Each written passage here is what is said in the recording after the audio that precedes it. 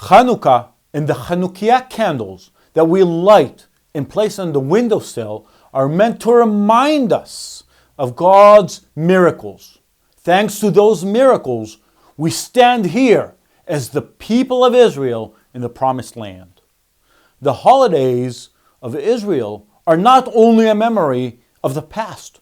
Yes, the memory is fundamental and important, as many lessons can be written about the significance of collective memory.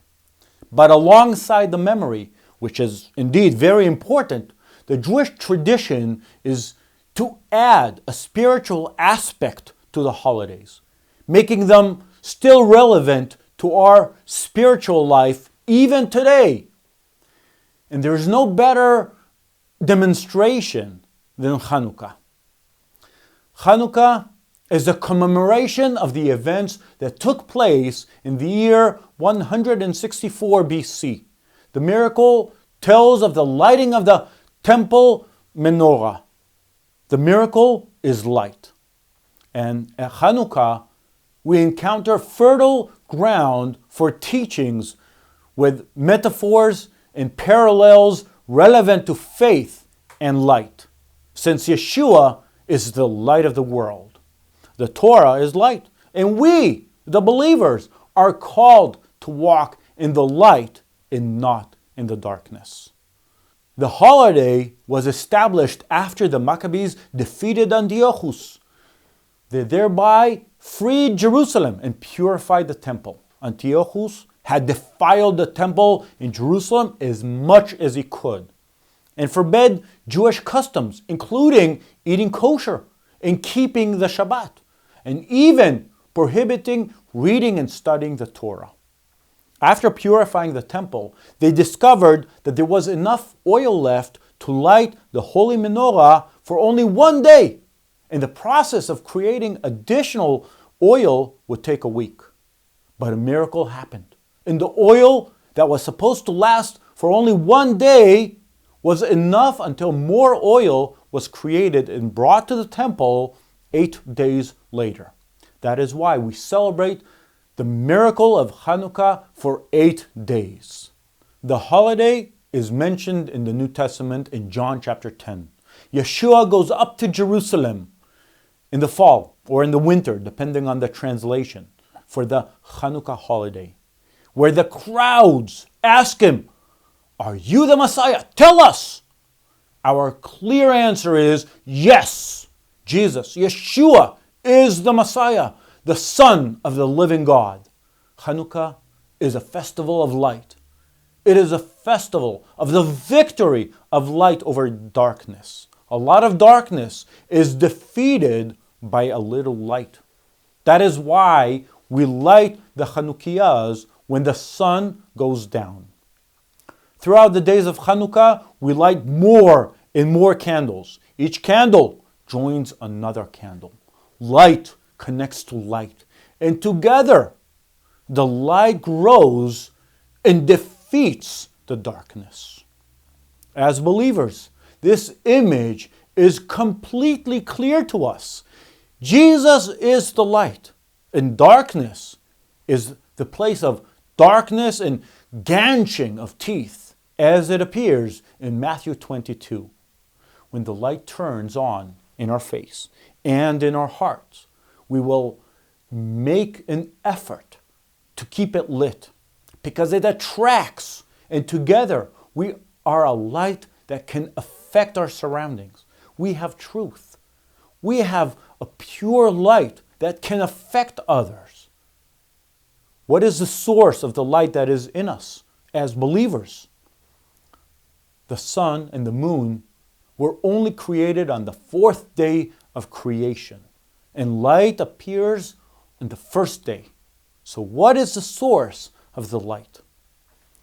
Isaiah prophesies in chapter 9 with these words: "The people walking in darkness have seen a great light.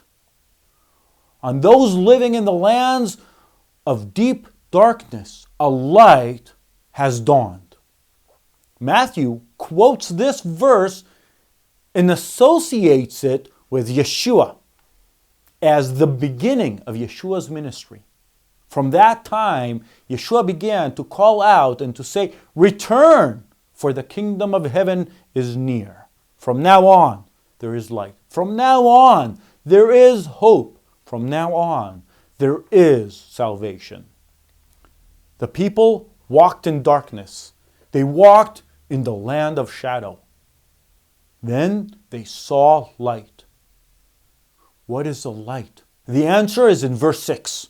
"For to us a child is born, to us a son is given, and the government will be on his shoulders, and he will be called Wonderful Counselor, Mighty God, Everlasting Father, Prince of Peace." Isaiah indicates a situation in which the people of Israel walk in darkness. But this situation is not permanent. There is hope. These people will see a great light, and this light will path their way. The central motive of John is the light. John begins his gospel in the way that recalls the opening of the Torah. In the beginning, there was a word. In Genesis, light was created by the first word. And the focus in John chapter 1 is the light that overcomes darkness. And similar to Genesis, the light brings order and overcomes chaos. And the darkness cannot overpower the light.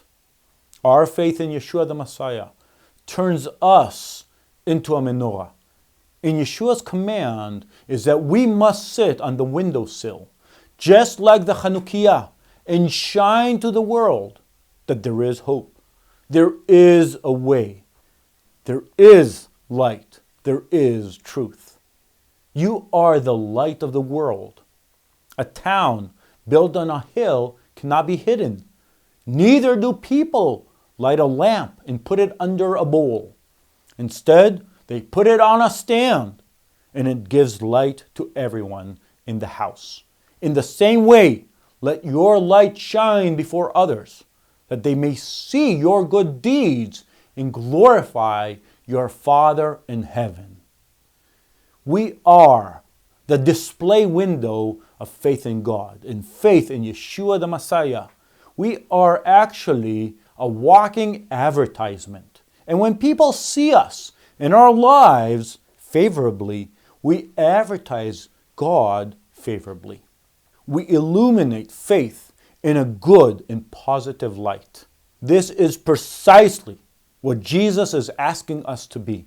Reflectors of the light, that the light of the Torah, the light of the gospel. This is precisely what Jesus is asking us to be. Reflectors of the light, that the light of the Torah, the light of the gospel, of faith will shine through us, that we will illuminate the way like a lighthouse in the storm. I will end with a quote from Benjamin Ze'ev Herzl, the founding father and visionary of the state of Israel.